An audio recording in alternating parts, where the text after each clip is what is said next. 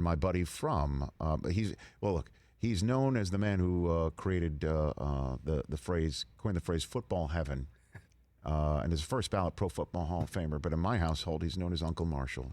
Back here on the Rich Eisen Show, a longtime friend of the program. 2-8, how are you, sir? I'm good, man. I'm good. How's it going? How you doing? Well, I'm better for talking to you. I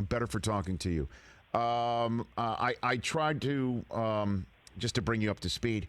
I had Chase Claypool on the other day. I tried to nickname him the Chase Churl, but he's not taking that one. Marshall, can you honestly just tell Rich to give it up with this? Yeah. Yeah. You gotta let that one go, Rich. No, that one's not good. No, well, you gotta let that one go. So you're saying the Claypool, like that's a you don't need to nickname anybody that has that as a name, Claypool. That's just like. Well, he's 6'4". He's 6'4". He's from Canada. Apparently, the real nickname he's going by is Mapletron instead of Megatron. Mapletron is what he's going with right now, Marshall. Wow. Yeah. So that's why I tried to, kick it up a notch. That sounds like the Matty Ice of situations. He got 5 games in and he get a nickname? What's this league turning into? Well, Marshall, apparently he's already trademarked it and he brought it with him from Notre Dame. How about that? 5. Well, that's saying a lot. It sure is. All right, let's get into the news of the day with you. What's going through Le'Veon Bell's mind today, do you think? Listen, he literally gets to go be on the winner. That's what he's saying. You normally don't get this. So he got his money, and now he got his freedom, and he can go play for a winner. Think about it. And he has his health, which is probably the most. That's like took last year off.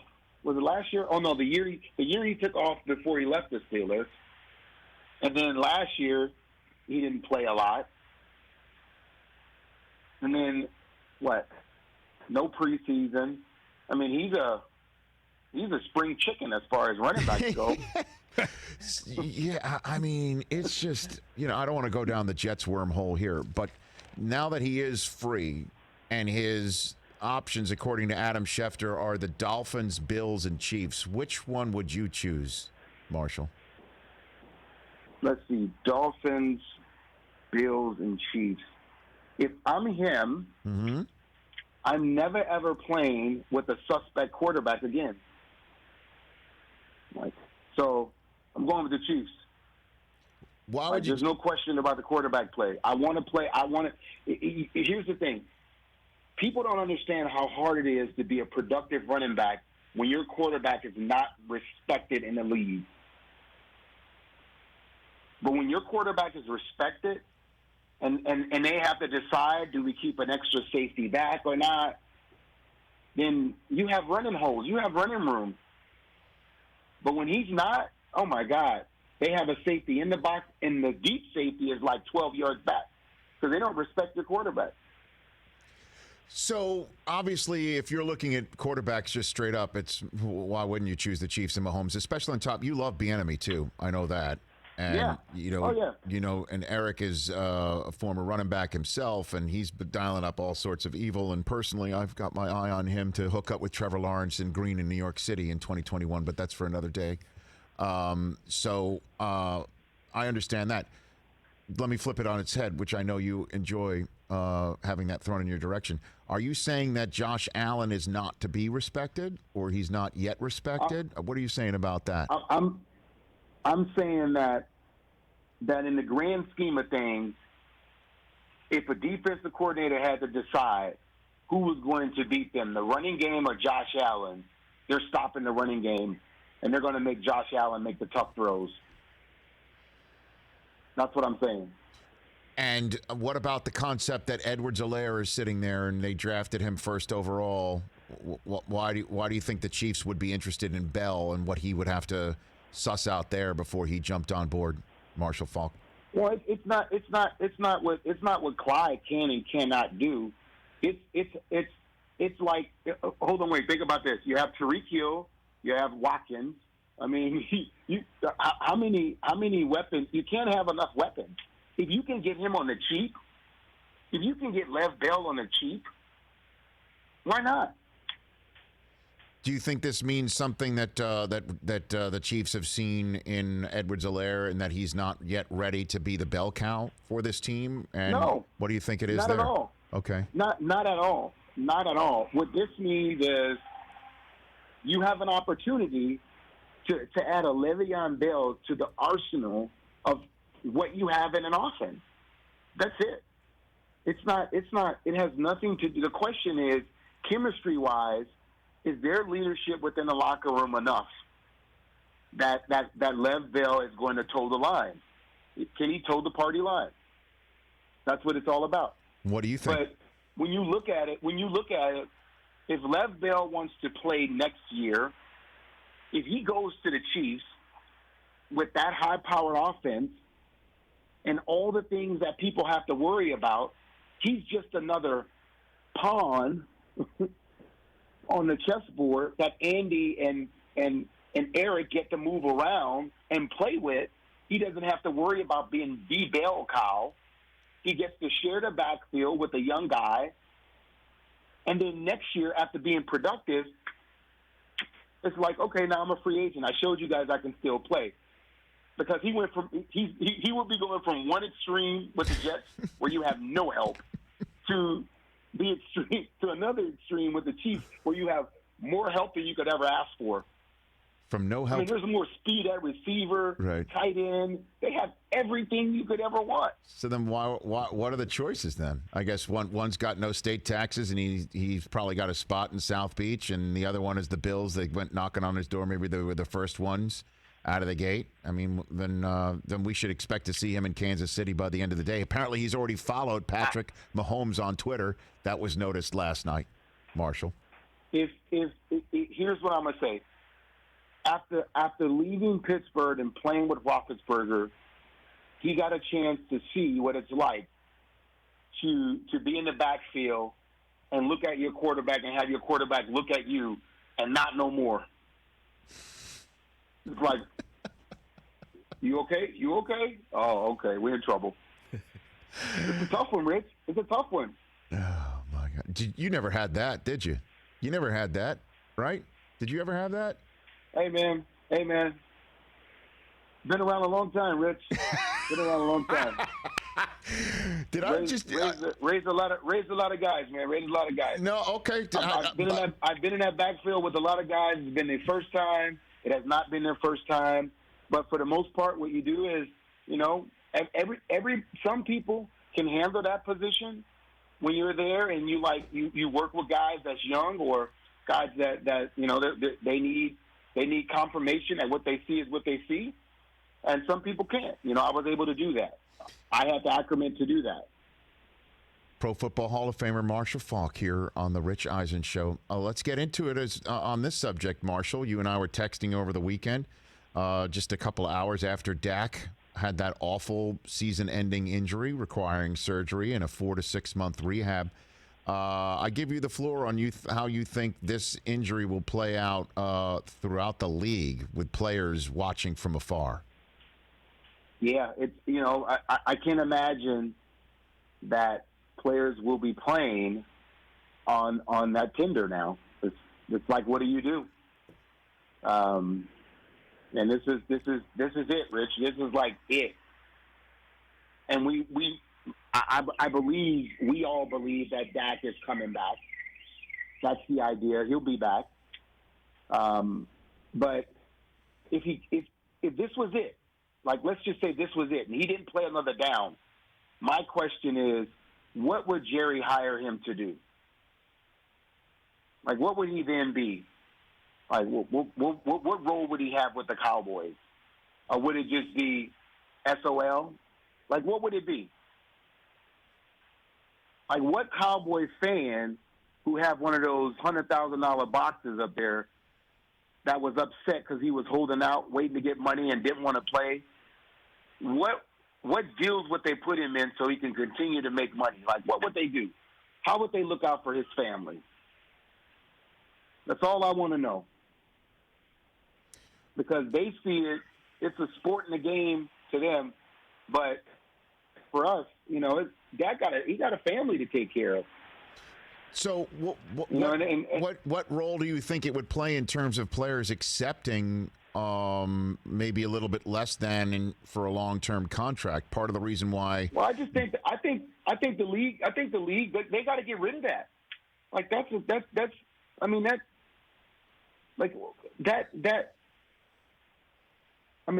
just don't like what you can do with that. The franchise tender is what you're saying.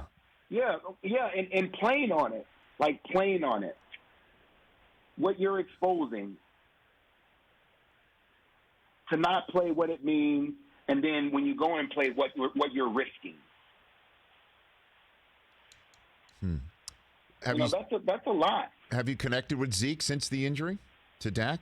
Have you talked with him? You have not. Okay. No. But I'm gonna tell you one thing. Yeah. And I don't know if you guys saw it. I don't know if you guys watched the game. The minute that happened, all of a sudden that offensive line that wasn't blocking as good dialed it up a notch. The defense that was giving up a lot dialed it up a notch. Isn't that weird? To what you owe that? And let me defend Tony Dungy. When he said a blessing in disguise, my take of it was that people are going to step up that should have stepped up. Sometimes people don't see. It's like they were relying on Dak to just bring them back and do stuff. The birth of people sometimes come out of the absence of people. Well, I know we would have never known what Kurt Warner could be had Trent Green got hurt.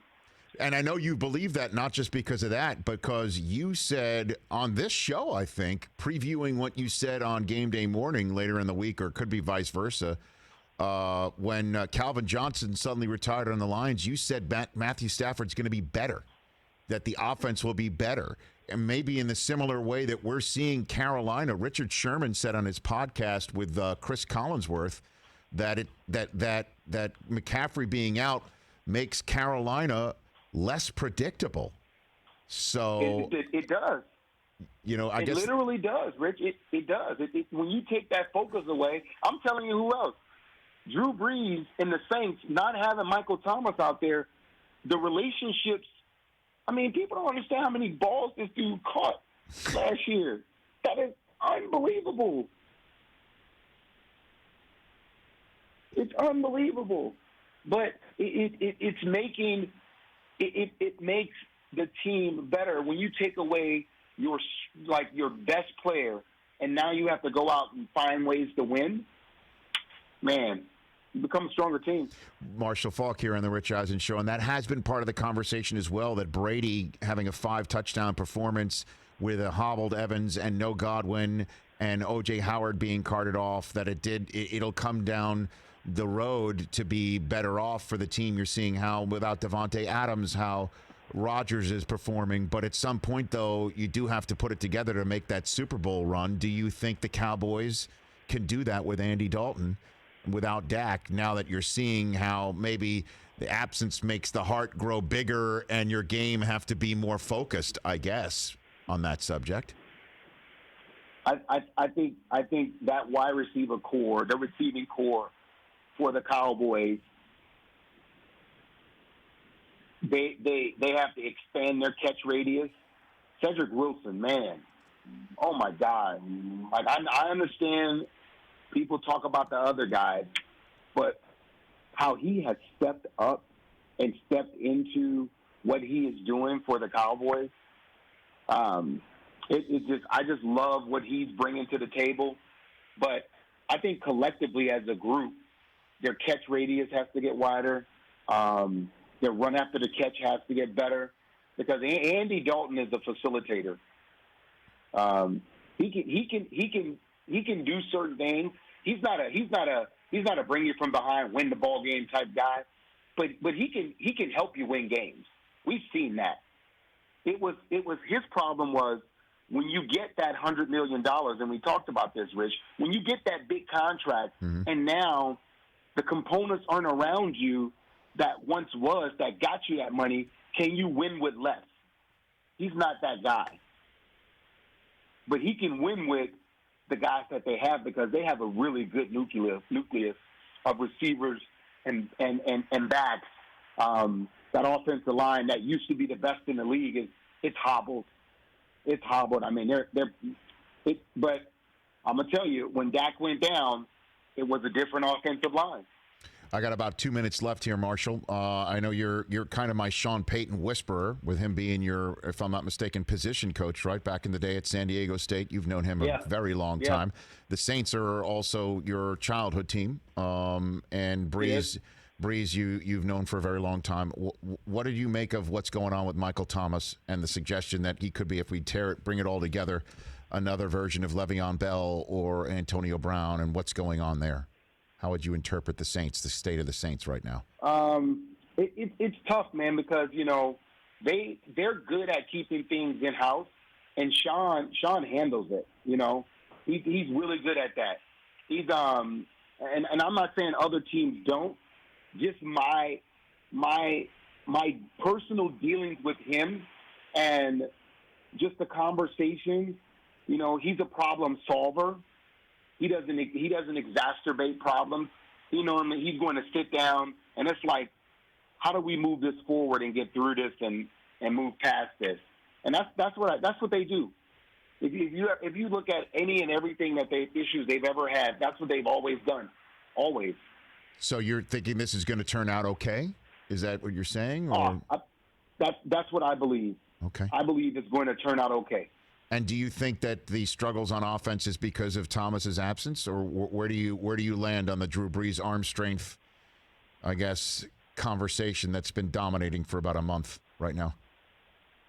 I mean, I'm assuming when I got older, I got slower. So, I mean, I lost some speed. So, you will not, Father Time is undefeated.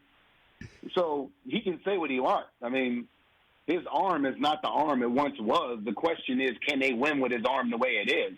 It's not about, you know what I'm saying? We said the same thing about Peyton Manning his last year. Right. And that's all he did was he won a Super Bowl with that arm. Okay. Did you ever stiff arm? Let's be real. Quarterbacks are not exempt. Did you ever stiff arm somebody like Derrick Henry, Marshall? No. Oh my God. No. No. Never once. No. Never once. Oh, not ever. You never threw anybody out of the football club. You never did that. Not like that, Rich. I mean, I skipped. That was like. I mean, he catapulted him. And of all guys, how do you get a talker? How do you get a talker like a guy who just barks all game? Well, he if you remember last year, Earl Thomas last year said bring him on in the playoffs, and he found Earl, and he gave him an extra shove in the back when he didn't even need to. If you remember that one. Man, yeah, seriously, that's like, you don't do grown men like that. That's like, I was like, that's somebody's father. You don't do him like that. That was embarrassing. All right, Marshall. It's great catching up with you. You take care of yourself. Love you, man. Let's do this again. Likewise, man. Have a good one. Right back at you. That's Marshall Faulk. Hey, you watched all the way to the end. Thanks for that. Watch more right here